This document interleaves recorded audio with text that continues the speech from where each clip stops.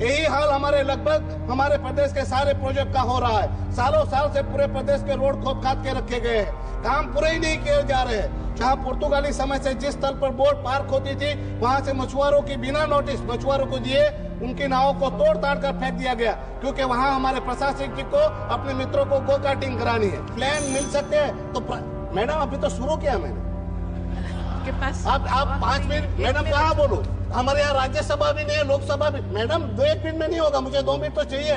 फिर क्या मैम वहाँ जाके क्या सपने में बोलूं? मैडम बोलने तो 2 मिनट तो दीजिए। अधिकारी सरकारी नौकर नहीं, वहाँ पर जागीरदार बन गए हैं जो विकास राशि का दुरुपयोग कर अयासी कर रहे हैं। माननीय सांसद एम्स का उमेश दर्जा भाई दिया पटेल जाए। जी रायगढ़ डेवलपमेंट करने की बात कर रही है, पर दुखद है कि हमारे पूरे प्रदेश में एक भी बस स्टैंड तक नहीं है। बस स्टैंड तो छोड़ो, बस स्टैंड के स्थान पर पीने के पानी एवं टॉयलेट की सुविधा तक नहीं है। यह इच्छा शक्ति का अभाव।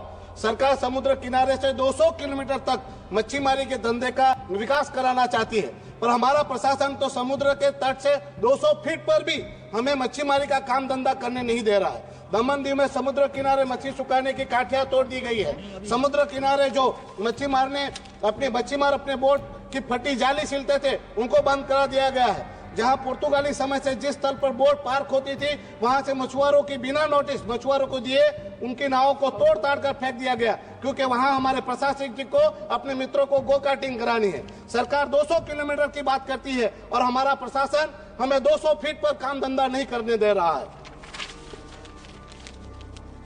ये है इच्छा शक्तियों का भाव। हमारे प्रदेश में दीव के समुद्र में ड्रेजिंग की वर्षों की मांग का भी यही हाल है, जिसकी टेंडर प्रक्रिया पूरी हो चुकी है, पर काम अभी किन्हीं कारणों से शुरू नहीं हो पा रहा है।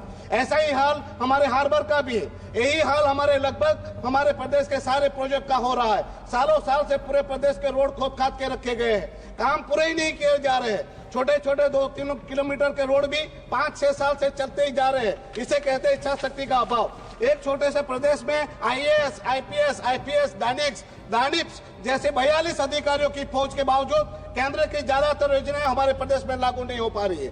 तो इतने सारे अधिकारी करते क्या है? हमारे पड़ोसी गुजरात का एक जिला में एक जिला जो हमारे पूरे प्रदेश से बड़ा है, वो जिला में केवल एक कलेक्टर और एक पीआई काफी है। तो हमारे प्रदेश में इतने सारे अधिकारी होने के बावजूद स्थिति बद से बदतर हो रही है।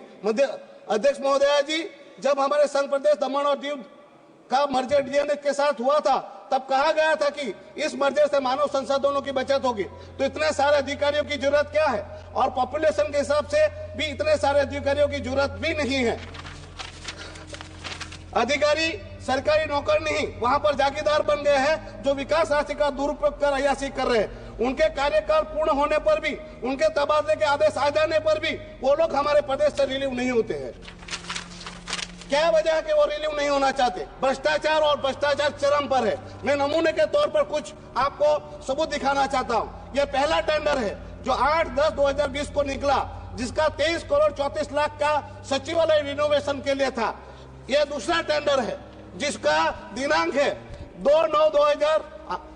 28/9/2022, जो लगभग 4 करोड़ का है। वो रिनोवेट किया गया, सचिवालय को तोड़ने का था। फिर से तीसरा टेंडर निकाला जाता है और वो होता है 2/9/2023 का, जिसका 12 करोड़ का, जो फिर से रिस्टोर करने का है। कहने का मतलब है 2 साल पहले बनाया गया, फिर तोड़ा गया और तीसरे साल फिर से बनाया गया। एक ही नहीं, एक और टेंडर है जो मैं आपको दिखाना चाहता हूँ। दिल्ली स्थित हमारा डीएनएच और दमन दीव का एक भवन है जो 30 सितंबर 2024 को निजी संस्था जिंजर को सौंप दिया गया, जो 2 महीने के बाद यानी सितंबर उनको सौंप दिया गया। नवंबर को उनका टेंडर निकाला जाता है 3 करोड़ का, और उसमें किचन बनाया जाता है। मैं पूछना चाहता हूं, जब आपने 2 महीने पहले भवन दे ही दिया है, तो फिर किचन का खर्च प्रशासन क्यों कर रहा है? सरकार क्यों कर रही है?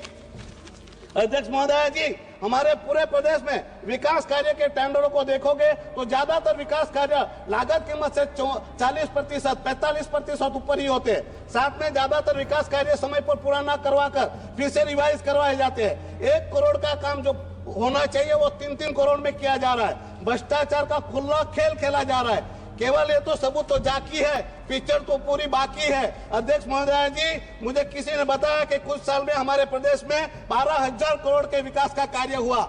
मैं आपको दावे से कहना चाहता हूं, इसकी निष्पक्ष जांच हो तो 12,000 करोड़ में से 6,000 करोड़ का भ्रष्टाचार निकलेगा। हमारे प्रदेश में प्रसाद जी अपने विकास राशि का इस प्रकार से दुरुपयोग कर रहे हैं। मैं बताना चाहता हूं, प्रशासक अपने निजी इस्तेमाल के लिए गुजसेल का विमान इस्तेमाल करने की बात आ रही है, जहां प्राइवेट सर्विस में मिल सकती है, प्लेन मिल सकते हैं। तो मैडम अभी तो शुरू किया मैंने, आपके पास आप 5 मिनट मैडम कहाँ बोलूं? हमारे यहाँ राज्यसभा भी नहीं है, लोकसभा भी। मैडम 1 मिनट में नहीं होगा, मुझे 2 मिनट तो चाहिए। फिर क्या मैम वहां जाके क्या सपने में बोलूं? मैडम बोलने तो 2 मिनट तो दीजिए।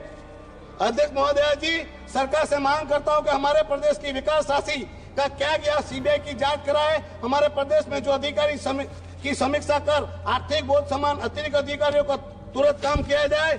मैडम मैं ये कहना चाहता हूं, सरकार गरीबों को आवास देना चाहती है और हमारा प्रशासन आवास देने की जगह लोगों के घर मकान तोड़ रहा है। सरकार मनरेगा जैसी माध्यम से रोजगार देने की बात करती है, पर हमारे यहाँ मनरेगा की स्कीम ही लागू नहीं है। सरकार हेल्थ को लेकर काफी चिंतित है, पर दुखद है कि हमारे प्रदेश में सरकारी हॉस्पिटलों में मुफ्त में इलाज नहीं मिलते। स्वराज्य संस्थाएं मजबूत होनी चाहिए। हमारे यहाँ स्टेट असेंबली नहीं है, तो स्वराज्य संस्थाओं को मजबूत करना चाहिए।